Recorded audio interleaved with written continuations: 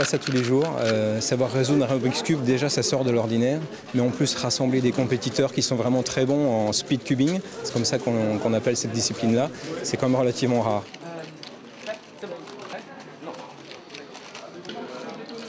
On voit que le Rubik's Cube, là, il y a du temps qui a été passé dessus.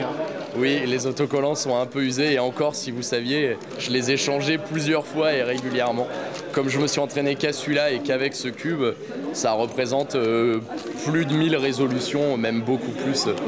On adapte le réglage, on adapte la lubrification, les autocollants, donc ça reste très personnel quelque part, en tout cas pour l'épreuve.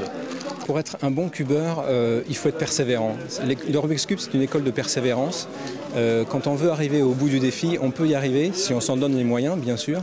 Il faut quand même un petit peu d'entraînement pour que toute la résolution se fasse de façon instantanée, avec des réflexes et non pas avec de la réflexion.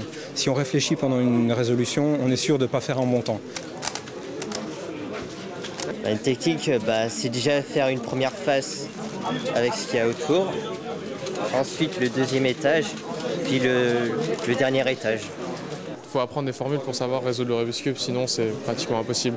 Il faut avoir de la dextérité aussi, c'est quoi? La dextérité vient tout seul au fur et à mesure de l'entraînement. Moi je commence toujours par l'orange, c'est très rare dans le monde du cube. La plupart des gens commencent par le jaune ou le blanc. Moi je suis à peu près comme tout le monde, ma croix blanche,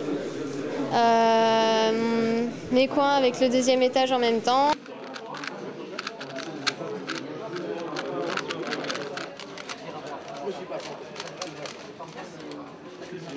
C'est assez simple en fait, et puis c'est assez distrayant dans les endroits où on s'ennuie, genre les transports.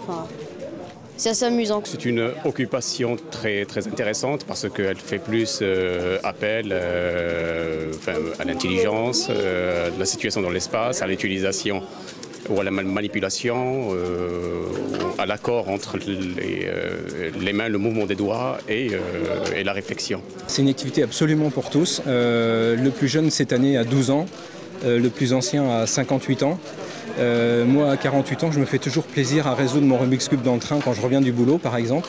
Voilà, quand on y a pris goût, ce n'est plus un casse-tête, ça ne nous prend plus la tête, ça nous détend, tout simplement.